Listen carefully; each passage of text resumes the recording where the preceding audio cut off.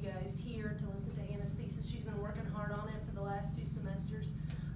So I just want to thank Hannah for all of her work that she's done over the last 2 semesters, and I want to thank her committee too, because they've really helped this process along. So thank y'all for being here. We're going to hear what Hannah has to say about her thesis, and then you guys stick around for Q&A.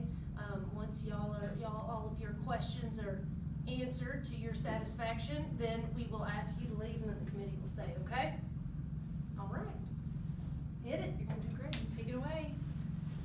All right, well, thank you again for all being here. I'm very excited this morning to present to you my defense titled Adapting to Social Media, How Decision-Making Affects Small Business Owners.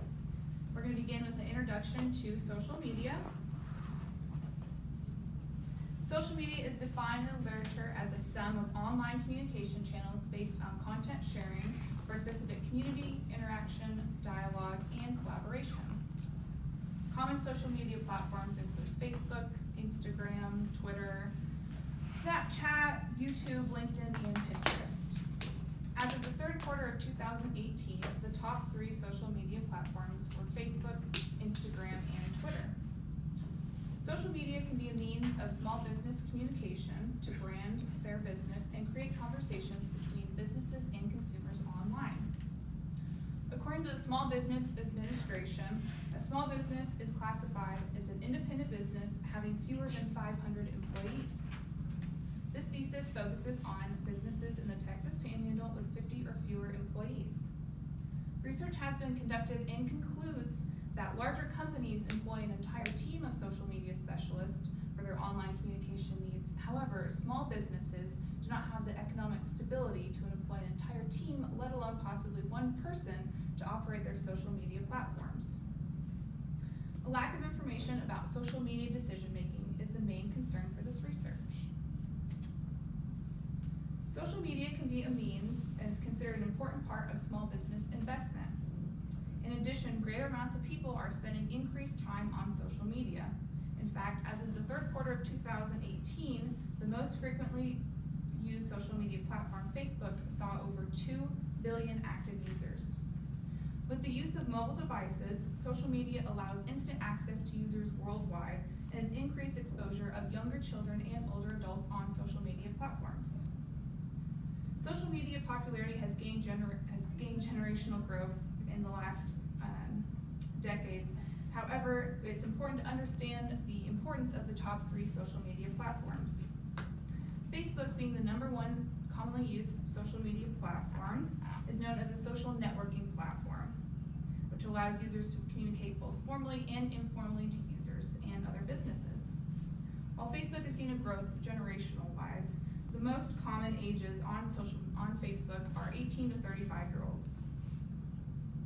The second most frequently used social media platform is Instagram. It's known as a photo sharing network where users can share their pictures privately or publicly with other users or followers. According to Facebook statistics, Instagram is dominated by users under the age of 35 and as of June 2018 has 1 billion monthly active users. Unlike other social media platforms, the third most frequently used social media platform, Twitter, is based on the concept of brevity or microblogging. With an original 140-character limit, Twitter posts have to be concise and enticing to elicit a response from their followers. In addition, Twitter is seen as a hashtag-heavy searching platform where users can use a hashtag to search trending news or any media that's on Twitter. Small businesses make up a large demographic of the United States economy. The U.S. Census Bureau found that businesses with fewer than 20 employees made up 89% of the U.S. jobs in America. That didn't make any sense, sorry. While we understand that small businesses have been using social media platforms for marketing purposes, there is limited research about the area of understanding what factors small businesses use to gain social media. The literature suggests that small businesses are opting to use social media platforms due to development and growth in their business. Further provides criteria which small businesses base their decision on selecting which platform they select to use.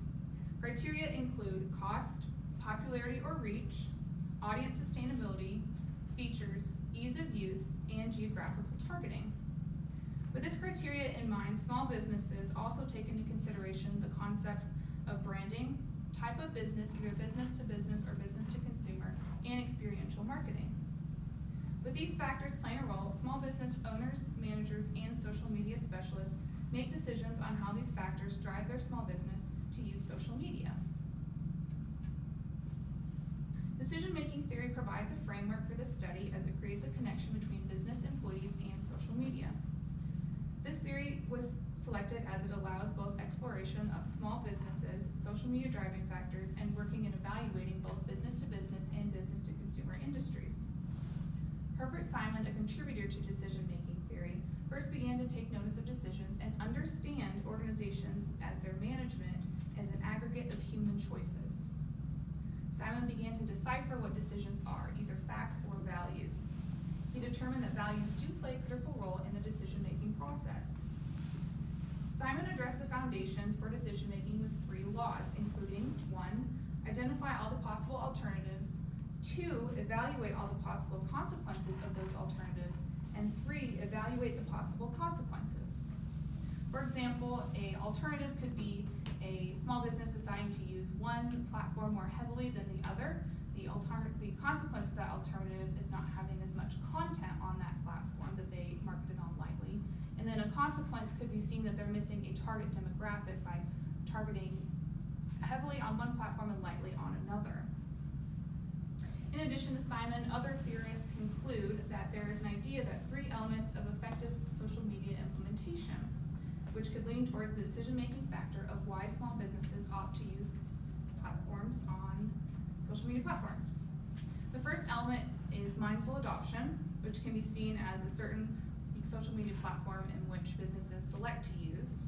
Second is the element of community building, or the connection that social media brings to the community and its users. And third, the element suggesting social media act as a means of communication. So by having a message and you're having the sender send the message through the channel to the receiver.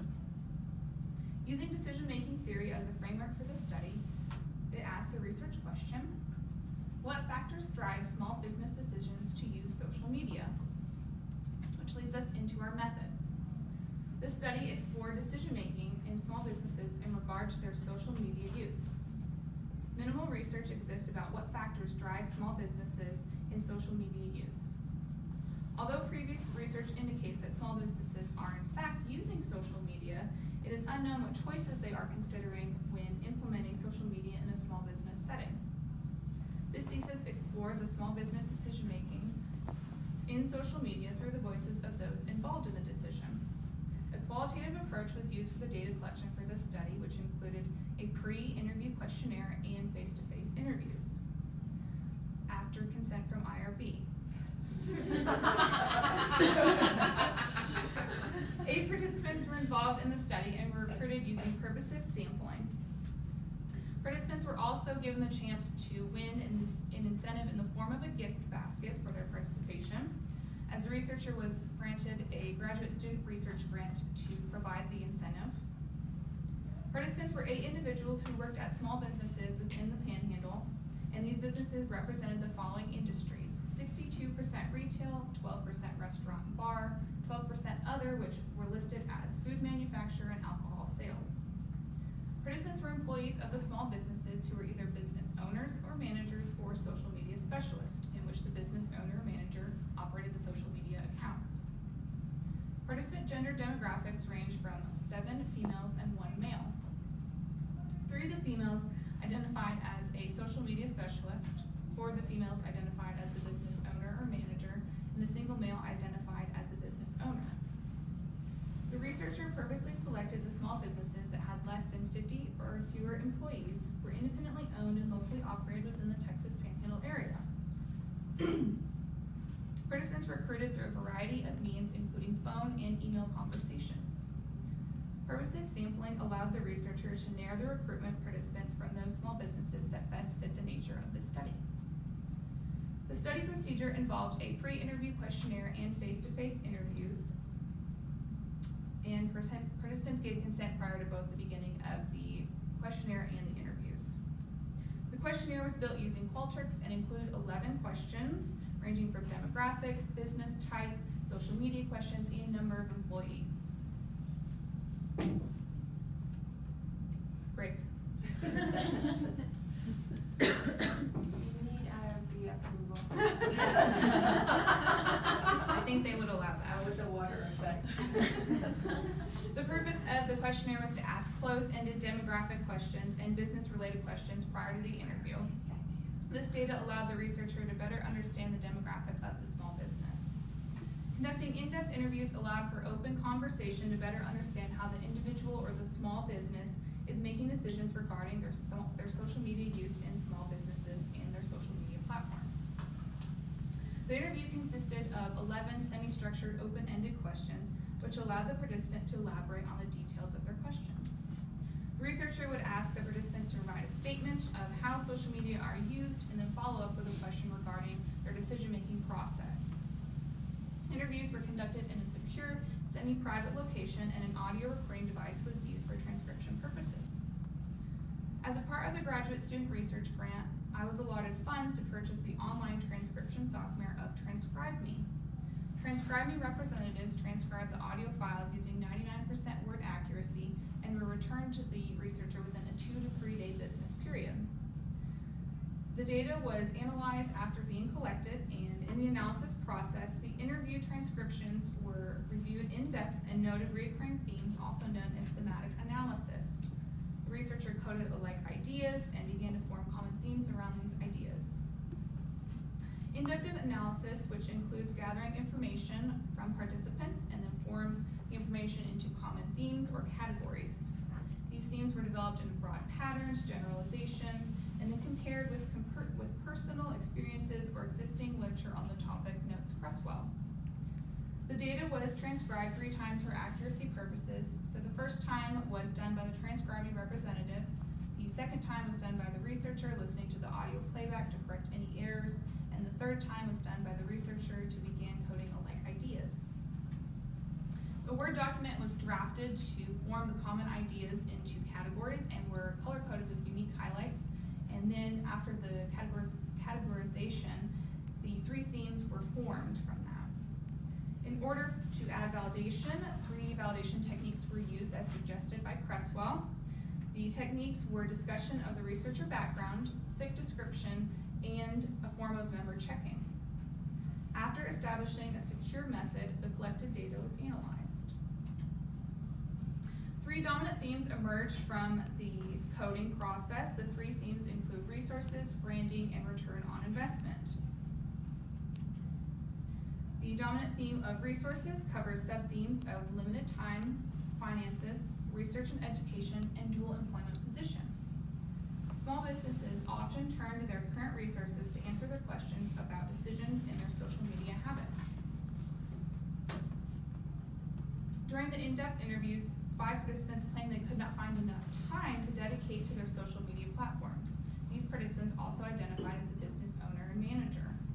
Time being a resource was a restriction for these participants. At least half of the participants claimed they also work another job outside of the small business and therefore had limited time to create and post material on their social media platforms during the day. A social media specialist participant said, "A social media manager is not cheap, but it is insanely helpful because the owner, manager, and storefront employees do not have time or energy to care about, oh, what should I post on Instagram today?" Time is a highly valued factor in decision making, and taking time to thoroughly develop these platforms available to small businesses is being neglected. As a readily available resource, time is limited for those small businesses whose social media operator is their business owner or manager. Another factor mentioned by participants was the sub-theme of finances. Social media was largely a cost-saving measure for these small businesses. 7 other participants agreed that social media is a much more cost-effective than print. Monetary value was heavily involved in the decision to use social media simply because of the minimal cost factor involved. For small businesses struggling with financial costs, social media was beneficial in maintaining a low-budget marketing plan. Small businesses are currently using and geared toward using social media marketing as a way to promote themselves on a much less expensive budget. However, limited research and knowledge in the area regarding social media has been presented by 5 of the participants. All the participants mentioned using education and resources in their in-depth interviews. However, 5 of the participants who identified as a business owner or manager did not have any educational training whatsoever on social media. 2 of the participants mentioned using Google as a researching base for their questions regarding social media. Although social media specialists are knowledgeable in the area of social media, participants felt it was vital to discuss their decision-making and rational decisions for the post on social media to others in the business to educate them regarding their position. The final subtheme of resources is dual position employment. During the interviews, these participants who identified as social media specialists claimed that their roles overlap and they essentially perform 2 roles within the organization. One of the social media specialist participants said, "Social media is only a portion of my job." It's understandable due to financial constraints, small businesses cannot hire a single employee designated to perform essentially the social media specialist. However, investing in an employee who can hold this dual role could assist with organizational duties as well as promoting the beneficial success of small businesses on social media. 5 participants who identified as the business owner or manager had limited knowledge about the role of social media specialists, therefore could not make rational decisions about hiring for that specific role.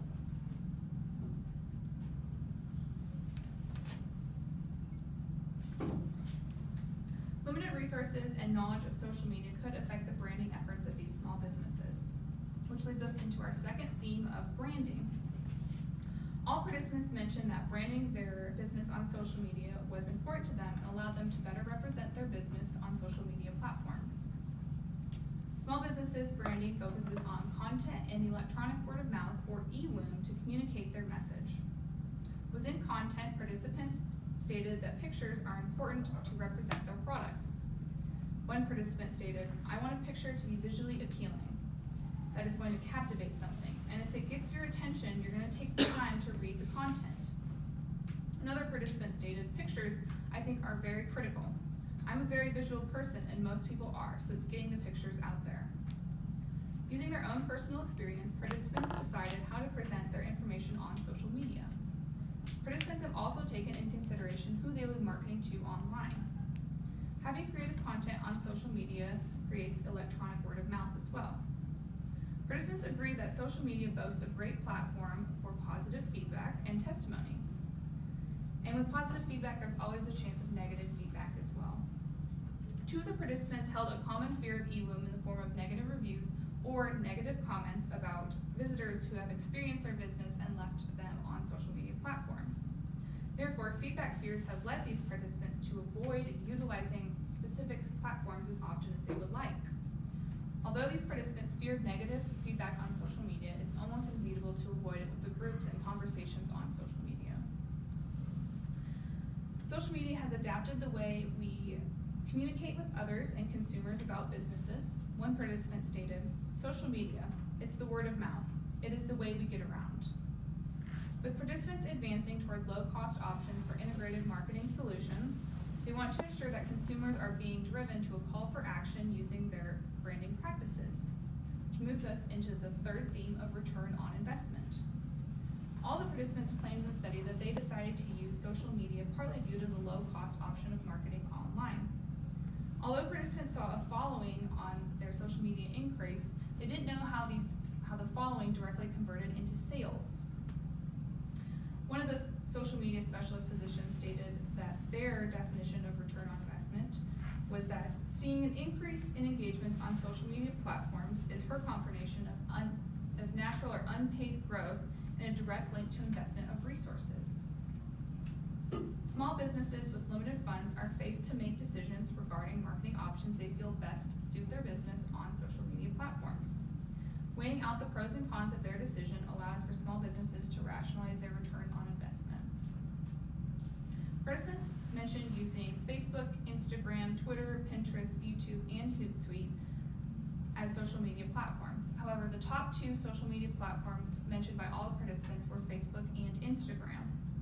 Twitter was mentioned by all the participants, however, it was not a direct link with their target demographic and Twitter. All participants indicated that they use Facebook or Instagram to promote their small business because of previous experience either personally or professionally on the sites. participants decided that they rely on social media as a means of marketing as it encompasses such a large demographic. Understanding the age demographic that best fits the business audience and using that information to decide how and what they will post on social media platforms is critical. Two of the participants stated nearly the same concept, that they decide to use social media, specifically Facebook and Instagram, simultaneously because it's a necessity almost on some level, and it targets such a broad reach. Understanding their target audience was a mindful adoption for these small businesses. The three dominant themes of resources, branding, and return on investment represent the factors motivating these small businesses to decide to use social media. The dominant themes led to explore sub-themes which add additional insight into what small business valued most in their decision-making on social media. Decision-making theory was the framework used for this theory. As mentioned by Herbert Simon previously in decision-making theory, there are three factors in which decision makers need to take into consideration prior to making a decision, which again are 1, identifying all the possible alternatives, 2, determine all the possible consequences of the alternatives, and 3, evaluate all the possible consequences. In the data analysis, 3 themes emerged that relate to decision making as factors which contribute to the following themes and 3 laws associated with decision making theory. The first step in the decision making process is identifying a source of alternatives. The use for social media being an inexpensive option for small businesses was a natural adoption for most of the participants, and they had already been using social media platforms such as Facebook, Instagram, Twitter, and YouTube. Low-cost options were a major factor for these small businesses having limited expenditures, therefore are searching for a more cost-effective marketing plan. Traditional marketing values were seen as an ineffective marketing strategy as they were high cost and outrageously priced. The base cost to simply attain a social media platform is practically free. However, the cost of time was valued to all participants as a major factor in their decision-making process. Which moves us into the second law of the consequences of the alternatives. The theme of education and knowledge relates back to the literature, as these participants in business-to-consumer companies are required to learn or choose to learn how to effectively communicate with consumers while maintaining brand language on social media platforms. The participants who identified as small business owners or managers stated both to their roles outside of the small business and inside of the small business, they did not have time to invest in social media education, therefore based their social media experiences on previous relations within the social media platform. Participants did state with more education and knowledge about what these specialists do, and with the financial means to hire such an employee, they would feel more likely to delegate an employee to operate the social media platforms. Not utilizing a certain platform as often as the business owner or manager reflects in limited education on the platforms. Which moves us into the final law, evaluating the consequences.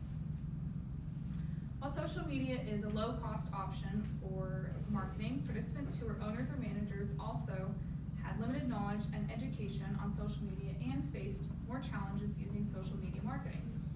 Social media specialist participants did have the resources to enhance social media marketing on these social media platforms. The participants who had limited education also feared the negative social media feedback, which translates into them not posting as frequently on specific platforms. Social media specialists do have the training and education on how to best approach and adapt negative feedback on social media. Previous research shows that Facebook, with being the most popular social media platform compared to others, and similar that the participants stated that most popular social media platform was Facebook, based on consumer engagements. Participants who only used Facebook due to minimal education limited their possible target demographic, as these participants were seen as business owners or managers. Whereas social media specialists claim that they use Facebook, Instagram, and combine it with target ads as they increased their target demographic on social media. In conclusion, this thesis explores the decision-making process of participants to best address the research question. What factors drive a small business decisions to use social media?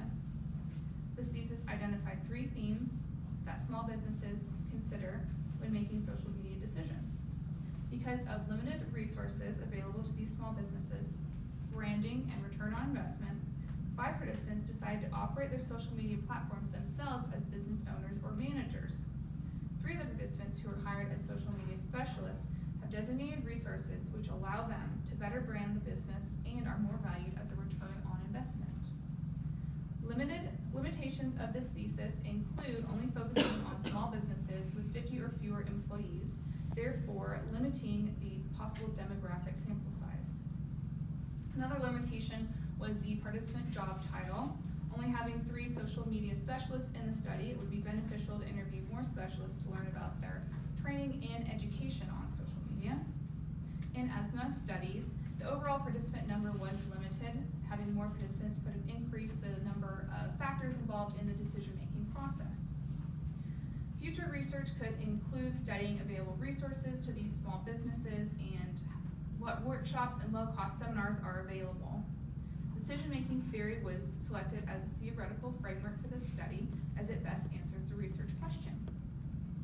Another theory, such as sense-making, could be applied to learn about the background of the participants and understand their values in decision-making processes. Recommendations include expanding on programs for small business development, which can utilize this information presented in the thesis to hold social media decisions discussing small business social media implementation. In addition, offering progressive courses over social media marketing, which include how to better educate business owners on resources, branding, and return on investment. In closing, this thesis analyzed decisions made by small businesses to explore what factors participants prioritized in their promotion of small businesses. Concluding this thesis, research participants had to better understand how social media is used within a small business. The study contributes to decision-making theory by analyzing the driving factors in which relate to the 3 laws of cognitive decision-making. I now yield the floor to open questioning.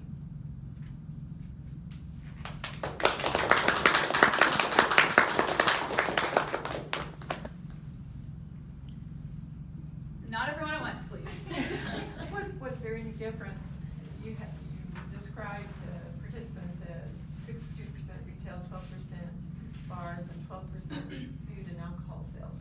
So did you see any trends based on the type of business to the responses they gave you? Great question, Dr. Hansen. And I think that's something I would need to go back and look at because each of them were different as far as their position title. So business owner, manager versus social media specialist. I'd have to go back and look and see if there was a trend in there. So that would be a possible future area of And research. were any of them concerned about privacy issues in Facebook?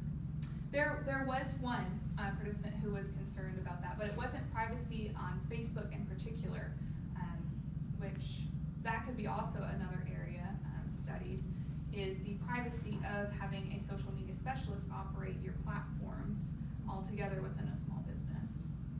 And you did have social media specialists that you talked with, right? Mm-hmm. And so were those specialists reporting data to the owner, manager, so far as, outreach? They did somewhat, yes.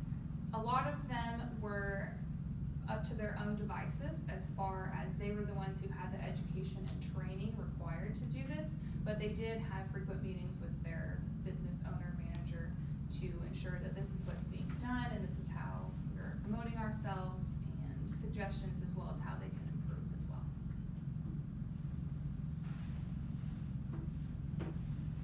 Yes. Was there since your pool was so small and that you had very few social media specialists, so the other ones who were holding a dual role, was there a difference in ages? Because I know you had mentioned that some of them had a lack of education in social media, so I didn't know if they were of an older generation who isn't as immersed in social media as maybe say the social media experts.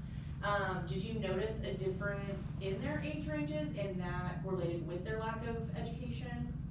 I did notice a difference in their ages. I don't believe it was a direct correlation. I I believe that these business owners or managers who are in older demographic, they do have the tools readily available to educate themselves on social media. And so I don't think it was a direct correlation, but there was a difference in ages who have more specific social media training than others. Did you notice any hesitation into like, did they mention anything about them being scared of maybe getting more education on trying to utilize social media? I personally notice there's older generations who do kind of get nervous about social media, especially, because I know like in my agency, she's a much older woman who kind of handles our agency-wide social media, and I noticed that there is a huge lack of true social media content that I think could propel our business, and so I just didn't know if you kind of saw some of that within your participants.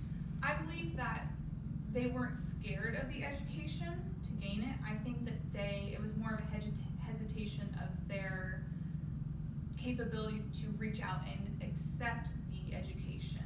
Gotcha. And as far as them going out and doing that, I think time was a restriction for them too. As I mentioned, they hold a role outside of the small business, and so time was a big factor where they just didn't have the time to go out and educate themselves on social media. How much of that do you think is, so there's obviously this level of hubris over confidence and how much they know social media. I use social media, so of course I can just do this. And so how much of that do you think plays into especially the business owner's hesitation to really look for expertise? That's a great question. I believe that some of the participants I talked to who are business owners or managers, they did have that, oh, well, I've been doing Facebook, I've been on Facebook forever, so I know how to understand this, I know how to do this. But it was funny because during the in-depth interviews, they would be like, oh, well, do you know how to do this? And they said, well, what do you use in your small business, and how do you do this? And I think that there was a level of them trying to compensate for, oh yeah, we know this, we got this, but sometimes I have to ask my teenage daughter for help.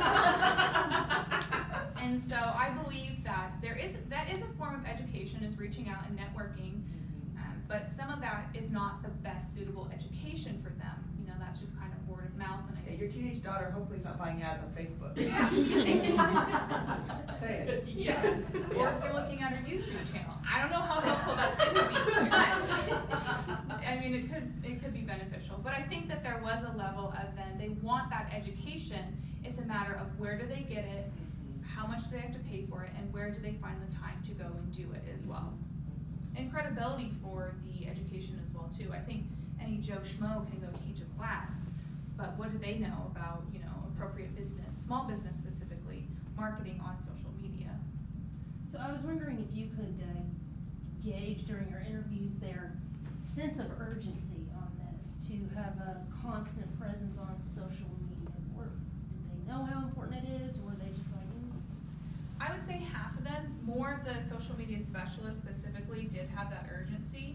One of the social media specialists I did talk to, she was actually helping the business create an app, and she said, I don't have direct experience creating an app, but what I can do is get it out on social media and promote it, in which the business owner who was previously doing it cannot.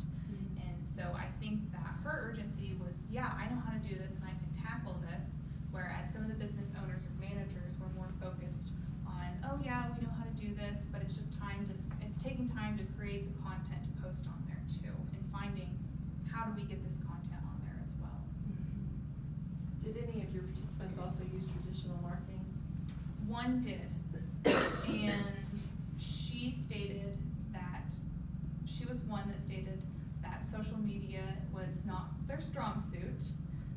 They did reach out for their son, who also helps them in the business, for a lot of help on social media, and that they thought that cost of traditional media was high, but a high price, that they thought it really correlated in a sale and return on investment for them, whereas she did not really understand social media marketing. She had a presence, but wasn't utilizing its full potential as much as hiring a company to do traditional marketing for them.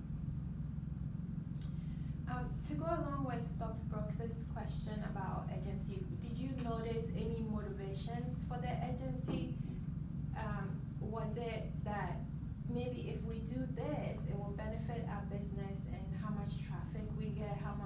many people become more interested, or was it just motivation based on the times? You know, these are times of new media and social media, so maybe we should get on board. Or was it related to a specific motivation or consequence of going that route? Two statements on that. One, traditional marketing for them was just seen as not possible and feasible within their business, and so that urgency to get on social media to promote themselves was there because everyone's on social media, and they said, you know, we have to do this because if we don't, we're not utilizing a low-cost marketing plan. And then secondly, they would they talked about, you know, this is what's coming and this is what's new, and so we do need to get on this. And they did look at their, you know, their engagements on certain posts and videos that they did. I don't know if that correlated directly back into them stating, oh yeah, we need to do more of this because this got so many number of likes, or if it was just, oh, another day of content or something like that. So I'm gonna quit the use of the word correlate, and it's related, right? We can't use the word correlate, so you did, which is part of the trends issue too, right? We didn't do quantitative research kind of things, but yeah, asking if these are related. And so I actually wanted to take this in a slightly different direction and ask about so your description of your transcribing, very thorough, and how you met the accuracy. Really like how you really said, okay, here's how I made sure. Because what I wanted to ask is what challenges you might have faced in not doing your own transcriptions, because that everything's got its pros and cons, right? So did you face particular challenges, and how did you meet those? I believe I did. By having the transcribe me do the first set of it, I think that I might have missed out on a lot of listening to it over and over and over again, because you can only listen to it and get like 2 sentences down. And so I think it would have ingrained in my mind a little bit better, but I do believe that because of the use of transcribing, it did save me time to go back and listen to the audio files a couple times and thoroughly go through and highlight, okay, this is what I'm listening to, and here's what it means, and then highlighting it in different color and putting it in my Word document as well too. Well, and you've done it both ways. When you took qualitative research, it was just you playing it, right? Yes, and that faces a challenge too, because if I was only utilizing the audio recording device and me listening to it, it would have taken a lot longer, and it may not have, my themes may have not emerged as well. I might not have gotten the common ideas grouped together as well, because I was just trying to go through and, you know, get it typed out as well. And if I can follow up a little bit with that, so what do you think were some of the biggest lessons you gained in this writing process as you had to restructure and think about your research question, that refining that research question? What do you think are some of your biggest lessons? One, I think that it made my writing a lot stronger. I think going back and really honing in on what specifically I want to talk about and what specifically this thesis study emerged, I think was a huge lesson, and I think that it made this actually a thesis worth talking about and enveloping in the community as well too. So kind of elaborating on her question too, just broadly, because I know there are other master students in here too. I would like for you, if you could, to give the other ones in here some advice about going through this entire thesis process. I mean, what are some pitfalls they should look out for, and some enjoyment phases too? What was good and what was kind of frustrating maybe? So just some advice for them. Yeah, some tips. Oh boy, where do I start? I believe that in your first or second semester of grad school, you should really start, or even before that, before you even come to grad school, start thinking about what lights a fire in yourself. I think what's interesting, what are you doing in the moment, how's your life functioning, and then take that and think about, oh, this would be unique, or Dr. Kinsky always said, what's going on here? And to answer that question, I think that's really important, is to be able to say, okay, let's step back, this is going on in my life, how is this going to affect everyone or people my age later on too? I think another strong suit within this study would be all the help I got from the Writing Center. Go there every day and every week and And I think going through it with someone else and listening to it, having them ask you questions, will help you better answer, oh, do I really need this in there? Does this make sense? How can I restructure this and make it more clear to who's ever going to be reading this as well too? And actually today was very fun. I really liked presenting, and Dr. D and I talked about earlier that presenting is my strong suit. I like presenting. I like talking to people, and the writing process was tough. It was hard. Getting all my thoughts organized on one piece of paper was difficult. And so I think having that talk with yourself about, okay, you know, I'm doing okay in my writing, but I'm really strong at presenting. I think that this last couple days it gave me a little pep and said, yeah, you know, I got this. It's just another presentation. What advice do you have about the IRB process? Oh, yeah. You know, mine was very, luckily, easy. I went in doing exempt and I got expedited. As I mentioned earlier too, I was a recipient of the Graduate Student Research Grant, and so I added in there allotted funding. I had to go through and make sure that my allotted funding for my incentive and for my transcribing was included in there. And then discussing, I think we had to go back and talk about the participants and how we would anonymize them so that nothing would be, their small business wouldn't be identified, and that their participant, you couldn't go out and find who they were in the community as well too. So give them a timeline though. The day you are born. Yeah, pretty much. Yeah, as much time as you possibly can. I got mine done in one shot, folks, so let me just done. Mine was done in one shot too. See? Besides the expedited, but I only had to It can be change. done. I only had to change a few things in there, and they were very nice. Mine was at the end of November, right before Christmas area, right before we all went on break. But I did get it done, and then I was able to have winter break to assess, okay, here's my plan for the next 2 semesters. This is where I'm going to line out how I'm gonna get everything done. And Dr. Brooks really helped me too with, okay, you know, every 2 weeks we're gonna be doing this and you're gonna be doing whatever it is getting a plan in your head too about what you need to get done early on so that you can be successful in the last couple months. Did you use that checklist when you did your IRB? I did, yes. Yeah. Use that checklist, that's Yeah. your. Yeah, and I still have not, I have not closed out my IRB yet, don't tell them. That's another thing you have to do, is close out your IRB and reflect on But you your. have a year to do it. Yeah, you have 1 year. So. Yeah. I thought it was due next week, so, okay. Even after you leave and go to You have Colorado. a year. Okay. Yeah, you have a year. After They a year, want you- they will write you to say they're closing it out. They want you to do it before you graduate technically because they don't want you to disappear and not do it, which happens, Yeah. but you're cool. Okay. They'll always call your advisor. I mean, she's primary on that. They've moved it to where we're, which I hate this, but we're primary on yours. Yes. So she's primary, Yes. that's That it. was a question I had Yep. for you today, actually. Yeah, Yeah, Dr. so- Mallon will have to be your primary. Your chair's gonna have to be your primary, and then you are co-investigator. So when you And- put your form together, her name goes there. Right. And anybody that hunt doesn't- you down and go. And anybody that doesn't have training can't be on it, so if you have like somebody that's not through the university, they can't have access to the raw data. That was another thing we discussed, is your chair has to be current on that training, and if your chair is just, you know, you have to kind of. Yeah, so don't choose a chair that's. Yeah, you have to really. That's not what it Not means. really. They're busy, they're so busy. No. People do different types of research. If you do content analysis, you do not do IRB. Yeah. So And all you Dr. need Hanson to really do would need it is to do it with rhetoric. ahead.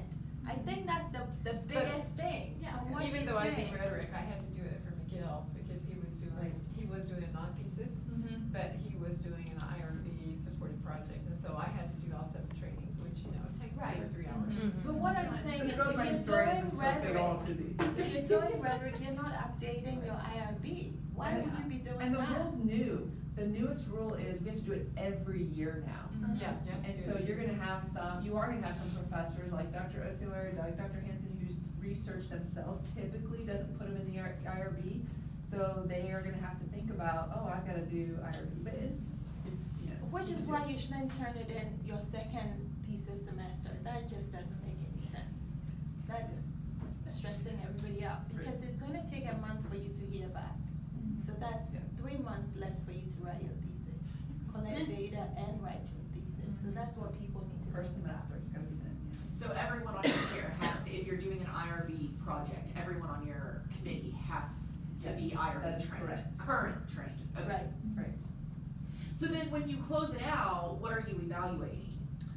I believe that you're just reflecting on the study. Was there any deviations from what you're? Yeah, you don't actually have to say any of that. All you're gonna No. say is, were there any complaints on it? Right, it's just a checklist. yeah, it's So they actually, so they did a thing at the grad school yesterday on research compliance, and he said that they do want some kind of summary for it, or Oh, they that's will send new. it back. Yeah, they made a lot of changes to IRB too, to like. Right, there's a bunch of changes this. Yeah, just but basically adjust. like a summary of, like, did everything go as expected? Did you use your data, like, as it was expected?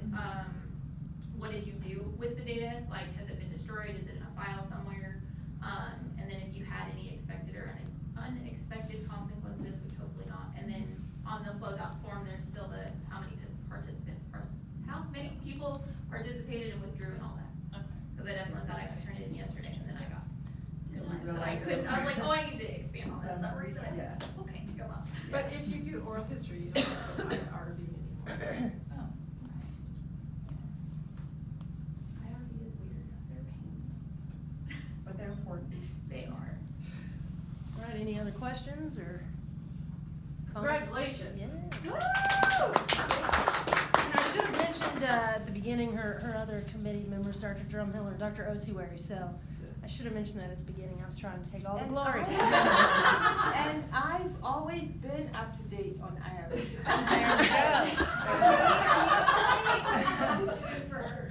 I mean, technically, they don't have to, you just can't use them, they can't see the data, cause I have one on my committee who's a plant pathologist, and he's not gonna sit down and do IRB training, so he just can't have access to my raw data, he only gets to see what's in my summary. So, Yeah, that is- you know, you can bypass people, but it's probably not a good idea to bypass your chair.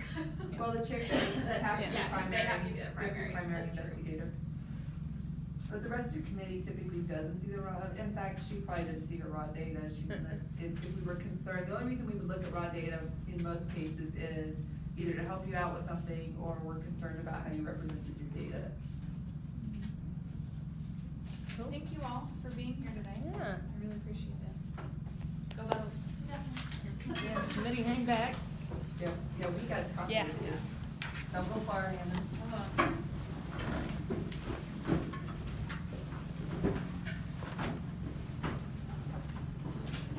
Congratulations.